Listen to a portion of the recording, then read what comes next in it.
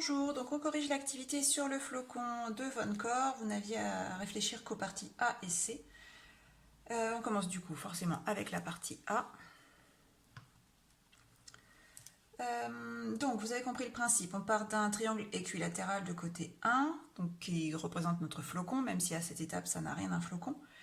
C'est le flocon d'ordre 0. Ensuite, sur chaque segment qui délimite ce flocon, on va répéter le même procédé de construction. Donc on partage le segment en 3 parties. À la place du segment central, on redessine un nouveau triangle équilatéral, à chaque fois plus petit.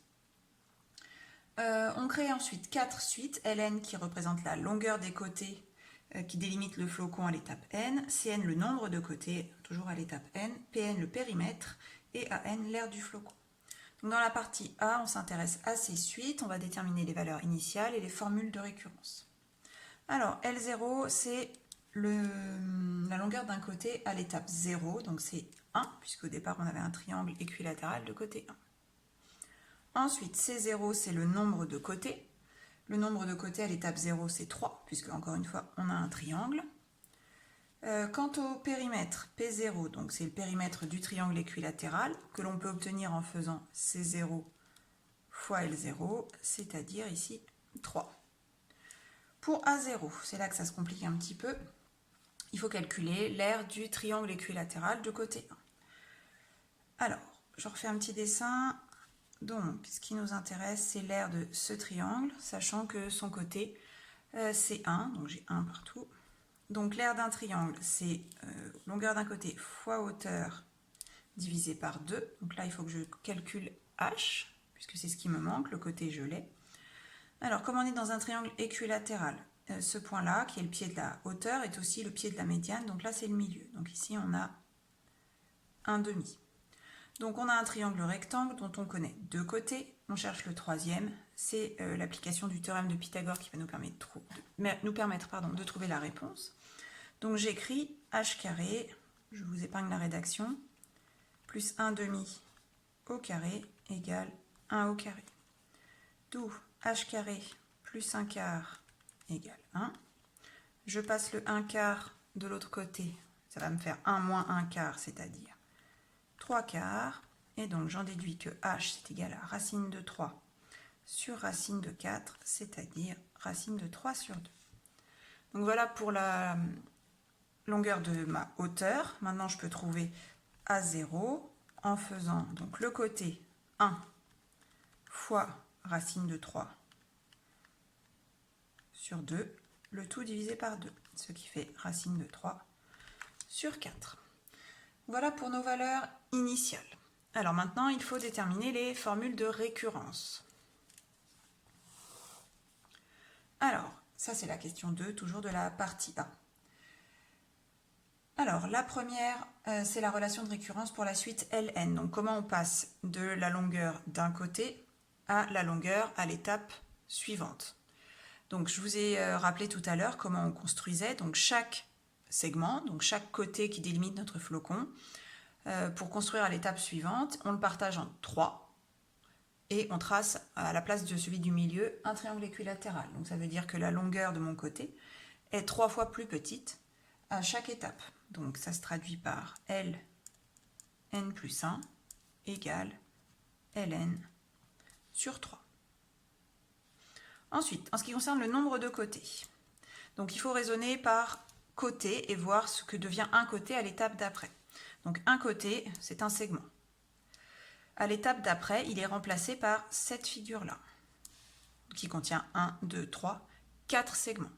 Donc chaque côté est remplacé par 4 nouveaux côtés, donc c'est-à-dire que le nombre de côtés est lui multiplié par 4. Donc c'est 4 fois le nombre de côtés à l'étape précédente. On poursuit avec la question 3. On nous demande dans la question 3 d'exprimer Pn en fonction de Cn et Ln. Donc là, on l'a déjà fait ce calcul. On a vu que le périmètre, c'était le nombre de côtés fois la longueur d'un côté. Ça reste valable quelle que soit l'étape. Donc Cn fois Ln. Donc ce n'est pas une relation de récurrence, mais comme on a les relations de récurrence pour Ln et Cn, on pourra à n'importe quand calculer les termes de la suite Pn. On passe à la question 4. Alors, c'est là que vous avez peut-être rencontré des difficultés. C'est la question la plus difficile de cette partie A. On nous demande de trouver une relation de récurrence qui permet de calculer AN plus 1 en utilisant AN, CN et LN. Donc, ce qu'il faut voir, je vais faire un petit dessin entre l'étape 0 et l'étape 1. Alors, il ne va pas être parfait, mais ce n'est pas tellement l'objectif. Hop. Voilà, donc ça c'est le flocon à l'étape 0, ça c'est le flocon à l'étape 1. Si vous regardez bien, le flocon à l'étape 1, il est constitué du flocon à l'étape 0 plus des nouveaux triangles équilatéraux. Donc en fait, si je transpose ça à l'étape n, ça c'est le flocon à l'étape n, pardon. Donc on a son aire à n. Ici, je retrouve AN, et là, il faut que je rajoute l'aire de ces trois triangles équilatéraux. Alors, déjà, on a une première piste pour notre relation. Donc, je peux déjà écrire que AN plus 1, c'est égal à AN plus... Alors, ici, j'ai trois triangles équilatéraux à rajouter. J'en ai trois parce qu'à l'étape d'avant, j'avais trois côtés. Donc, en fait, le nombre de triangles équilatéraux que je rajoute, ça correspond au nombre de côtés à l'étape précédente, c'est-à-dire CN.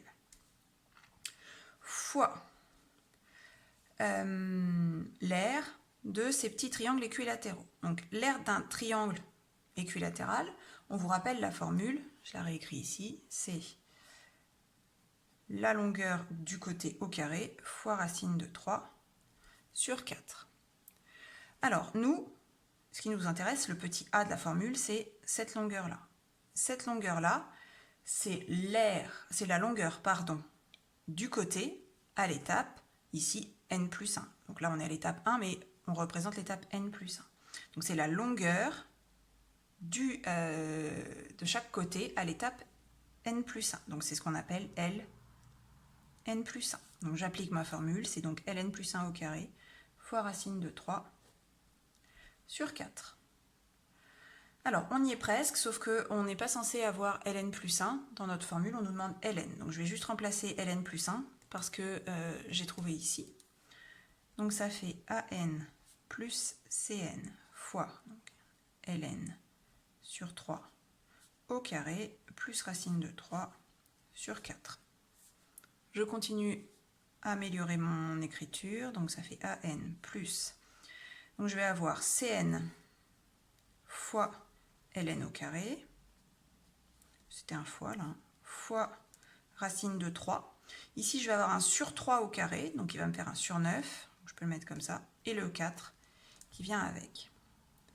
Du coup, mon écriture finale, ça va être AN plus CN fois Ln au carré fois racine de 3 sur 36. Voilà la relation qu'on nous demandait de trouver à cette question. On va ensuite passer à la partie B, dans laquelle on va étudier le comportement de ces suites à l'infini. Donc, continuons avec la partie B, dans laquelle on vous demande de construire une feuille de calcul dans un tableur en renseignant les 4 suites qu'on vient d'étudier, donc la longueur Ln d'un côté, le nombre de côtés Cn, le périmètre Pn et l'aire AN. Alors j'ai déjà rempli la première colonne avec les différentes valeurs prises par n, donc de 0 jusqu'à environ 20. On pourra ensuite descendre dans le tableau quand on voudra voir ce qui se passe pour une valeur de n très grande. Alors on va rentrer du coup nos formules. On va initialiser nos 4 suites avec les valeurs L0, C0, P0 et A0 qu'on a trouvées dans la partie A. Donc ici on est sur Ln, donc L0 valait 1.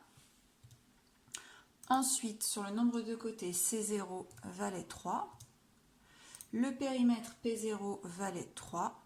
Et on avait trouvé une aire égale à racine de 3 sur 4.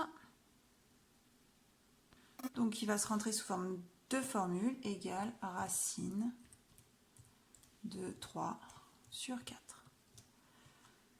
Ce qui fait environ 0,433. Alors on pourrait demander à arrondir nos résultats, ça n'a pas tellement d'importance. Ici on peut les laisser comme ça.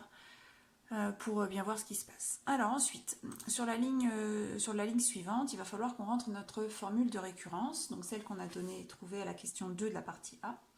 Donc on sait que ln plus 1 c'est égal à ln sur 3. Donc pour calculer cette longueur de côté, je vais indiquer au tableur qu'il faut qu'il fasse un calcul en rentrant une formule qui commence par égal, qu'il prenne la longueur précédente, donc que je trouve ici, et qu'on divise par 3.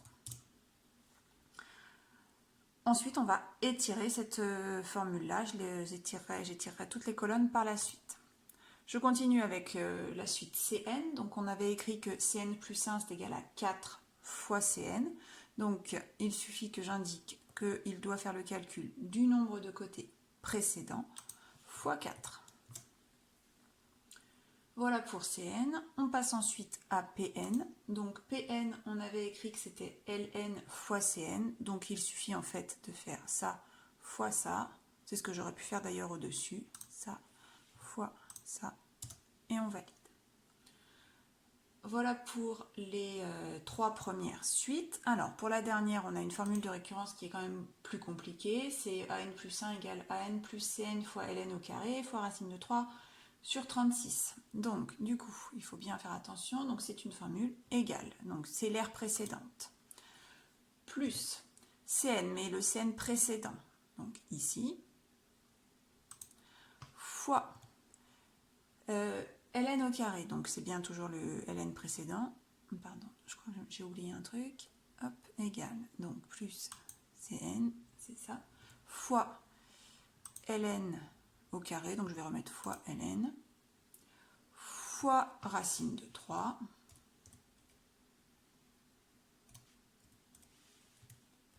divisé par 36. Et on trouve 0,577 qui correspond aux valeurs qui sont dans votre livre. Alors maintenant, il me suffit d'étirer toutes les formules que je viens d'inscrire pour que le tableau se remplisse. Hop. Voilà, donc je vais descendre pour que vous voyez. Donc ici, on est à n égale 27. Alors on va regarder si ça suffit pour voir ce qui se passe. Alors pour la première suite, la suite ln, on voit assez nettement, donc le résultat c'est 1,3 fois 10 puissance moins 13, donc un tout petit nombre.